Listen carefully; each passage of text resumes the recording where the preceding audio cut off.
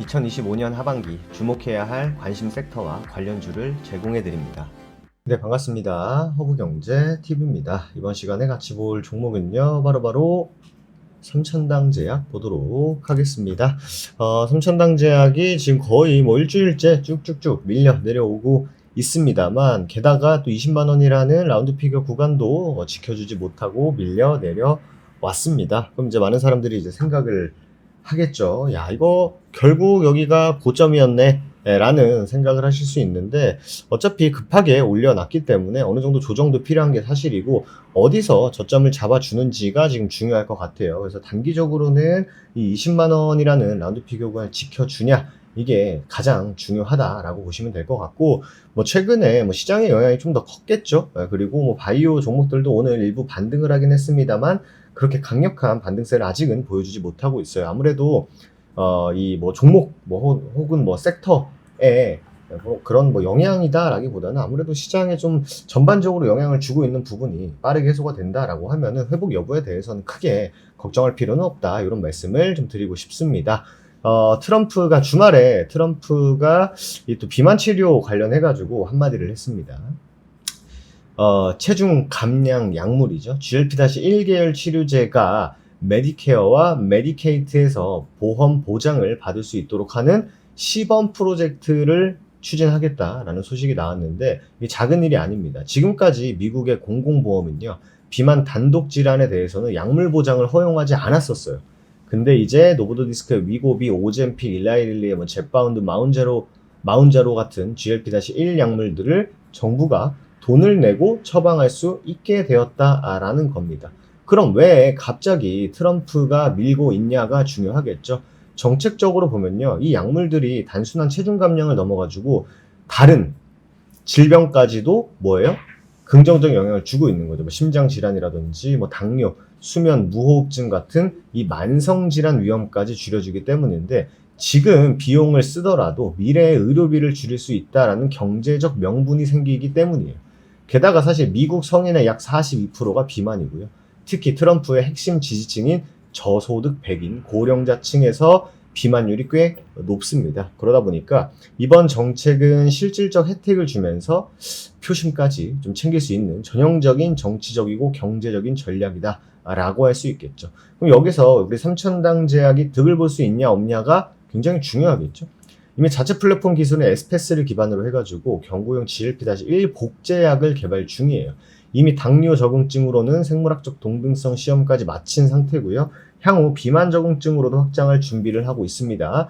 물론 미국 내에 이제 진입을 언제 빠르게 강력하게 하냐가 중요하겠습니다만, 어쨌든 미국이 공공보험으로 이 약들을 보장하기 시작을 하면요, 글로벌 보험 정책들도 영향을 받게 됩니다. 아무래도 미국이 어떻게 보면 이 경제라든지 이런 정책적인 나침반 역할을 하는 부분이 있죠. 실제로 미국이 보장한 약물들이 이후 유럽, 일본, 한국에서도 급여에 등재된 사례는 너무 많아요. 그런데 GLP-1 약물은 뭐가 문제다? 상대적으로 고가예요. 그러면 효과는 비슷한데 조금 더 저렴하고 투약이 편리한 게 뭐가 있냐라고 했을 때 대안이 삼천당 제약이 될 수 있겠죠.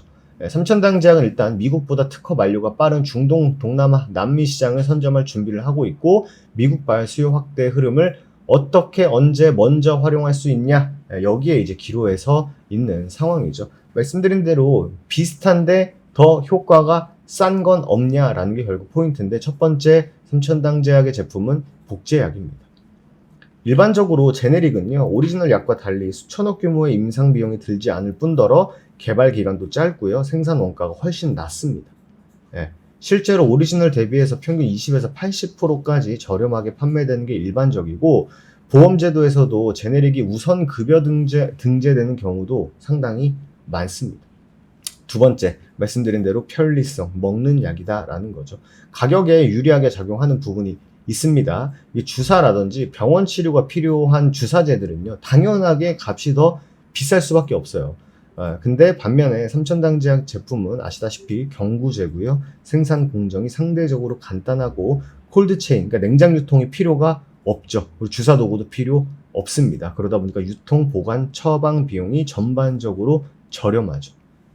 그렇기 때문에 삼천당 제약이 충분히 뭐예요? 시장 입점만 빠르게 문제 없이 진행이 된다라고 하면은 뭐가 된다? 충분한 대체제가 될 수 있다라는 게 포인트지 않을까 생각을 합니다. 정리해드리면 복제약이 가지는 구조적인 가격 이점이 있고 경구제형의 생산 유통의 효율성이 있고요. 자체 플랫폼으로 인해서 특허 부담이 최소화될 수 있다라는 이 세 가지 측면에서 오리지널 대비 확실한 가격 경쟁력을 확보하고 있다라는 거죠. 단순히 그냥 싸다가 아니라 같은 효과를 더 저렴하게 제공할 수 있는 구조를 갖고 있는 회사가 어디 있냐에서 우리는 생각을 해볼 필요가 있지 않나라는 말씀을 드리고 싶습니다. 어쨌든 간에 삼천당 제약이 나올 수 있는 데이터들 빠르게 또 공개한다 하니 그로 인해서 주가에 어떤 영향을 주는지 사실 데이터를 발표하면 할수록 정말 냉정히 극단적으로 정말 터무니없는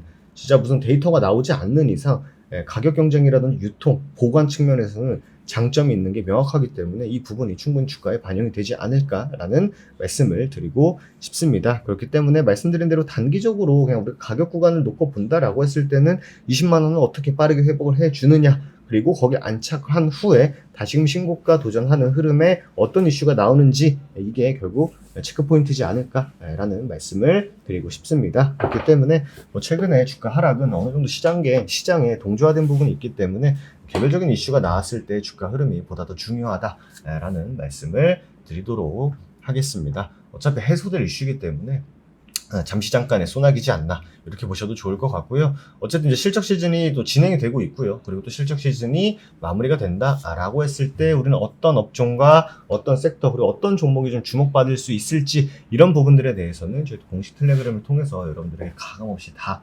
오픈해서 설명을 드리고 있습니다. 그렇기 때문에 여러분들께서는 삼천당 제약 영상 보시면 댓글에 채널 링크 있어요. 누르신 다음에 텔레그램 입장만 딱 해두시면 좋은 정보들 무료로 받아보실 수 있다라는 말씀 드리면서 오늘 마무리하도록 하겠습니다. 오늘 하루도 여러분들 너무 수고 많으셨고요. 저는 또 다음 시간에 다시 인사드리도록 하겠습니다. 감사합니다.